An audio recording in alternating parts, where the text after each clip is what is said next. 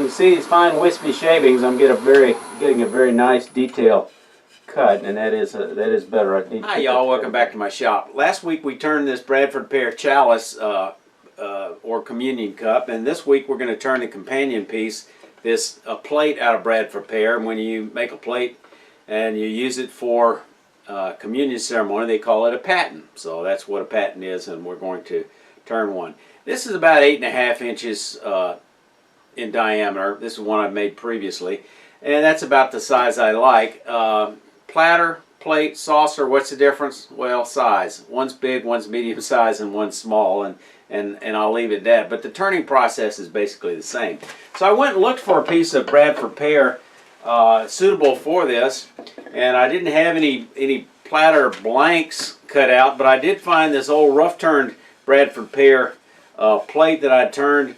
Actually, almost, it says March 16th, 2010. So this sucker's almost 7 years old. And I had fun rough turning it and having the shavings fly, but now, and then I put it away and wasn't interested in following through on it. But now it's going to serve its purpose. It's a little bit long.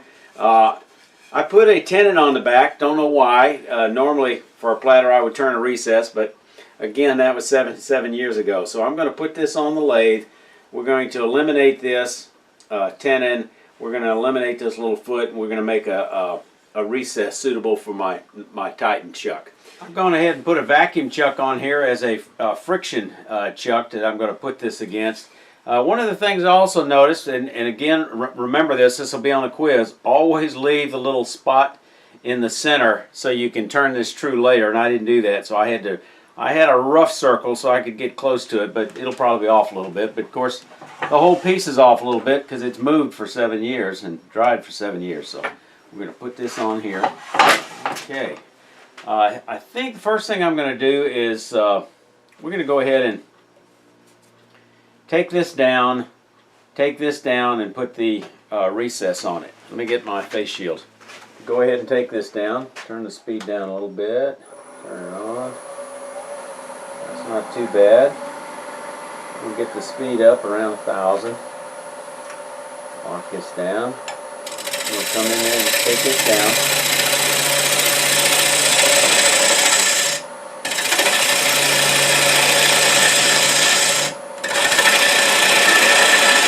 Alright, now we're going to go ahead and take this out. Foot.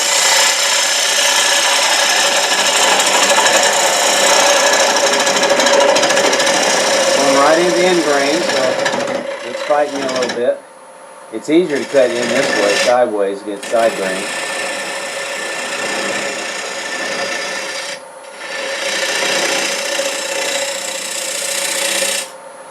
Let's take another pass.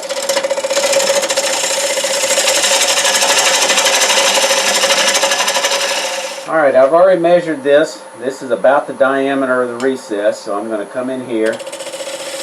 Move a little more in the middle.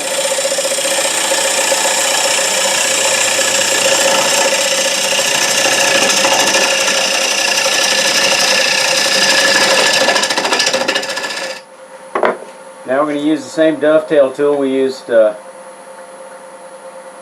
too long ago. We'll come in here.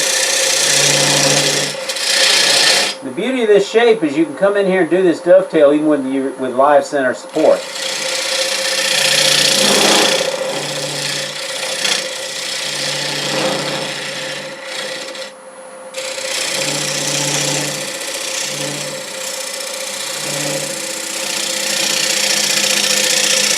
Just pull this into that corner, and I want to slightly recess this because I want the jaws to fit flat up against this part, so it needs to be recessed just a bit.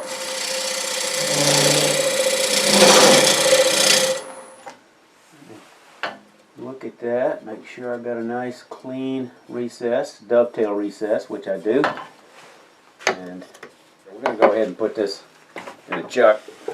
And then I'm going to push in the middle so I can get it centered.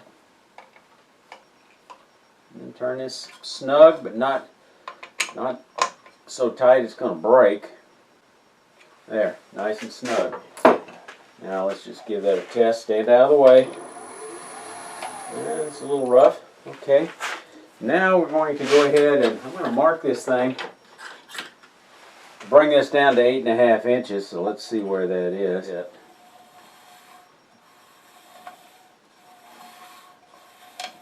Okay. I think I'm going to use a parting tool and just part through it and have this thing come flying off. Let's see what happens. Yep. Okay. All right. Easy does it.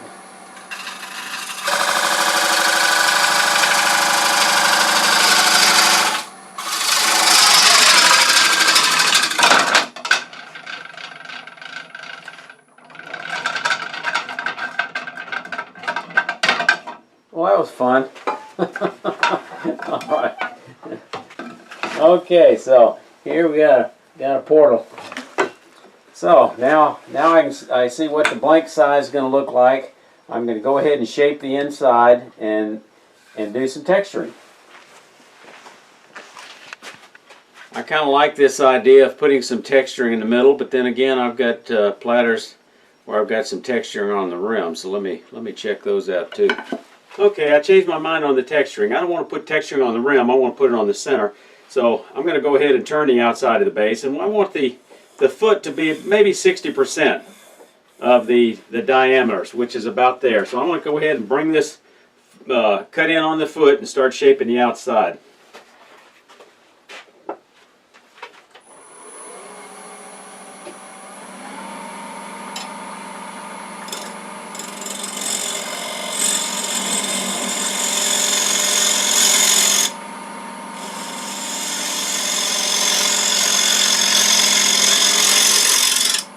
Now here's a little trick I want to show you. We've got this recess about that big. If we make the foot that deep, we can look here and we'll know where the bottom of this platter is from measuring to the outside.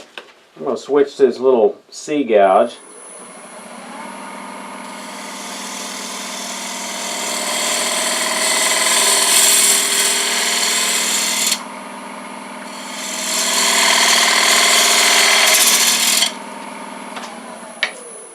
Another design consideration on a platter, something's to be held. If you can put a bead out here, you can catch your finger on it. It makes it a little more stable. So I'm going to try to decide exactly where I want to put that bead. And I think I want to put it right about there. So I'm going to go ahead and cut in right here where that bead's going to be.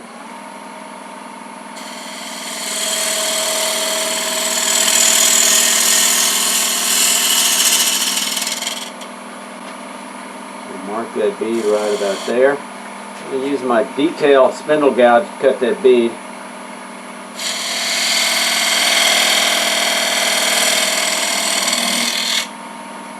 It doesn't need to be too deep. Go back to the bowl gouge.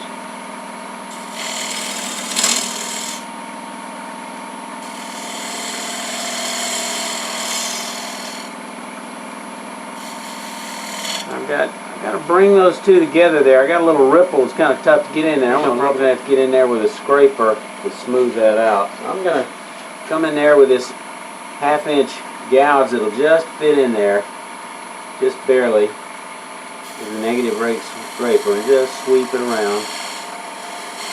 Just bring it in that corner. Okay, and I can probably just come around on that bead as well.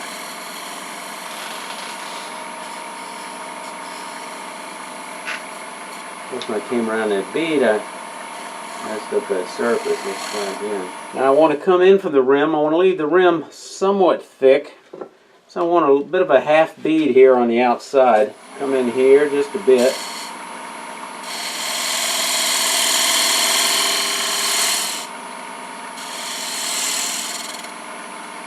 And then join the two. Alright, we got a little bit of tear out here, so I'm going to take this opportunity to clean this up just a little bit here on the rim. I think I'm going to spritz that with just a bit of water sometimes helps. I don't think that's going to be an issue with this Bradford Pear. I'm going to just take this real thin bowl gouge and just slowly bring it around. Just kind of trim it up.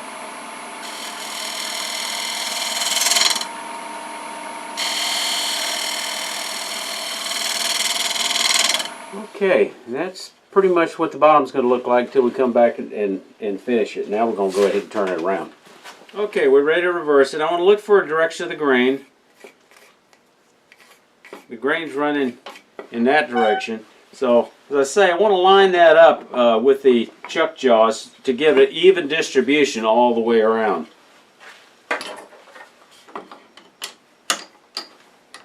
Again, before we get it tight, just put our thumb in the middle, get uniform pressure so it'll seat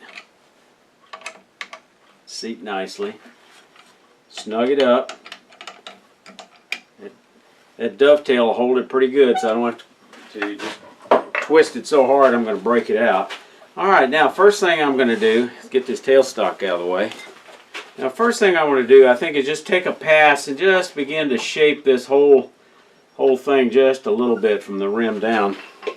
That's a 1/2 inch by the US measurement. That is their US and Australian and Canada, everybody but England, I think, where they have this funny measurement of measuring between the flute, whereas we measure the bar size for bowl gouges.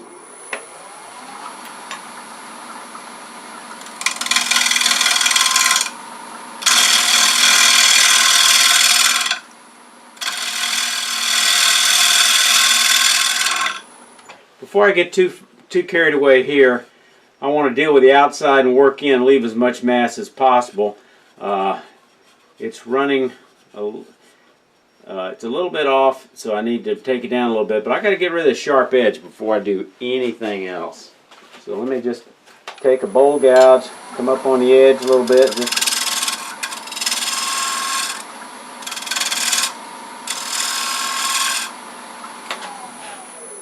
because that sharp edge, not only will it cut you, but it will cauterize the wound.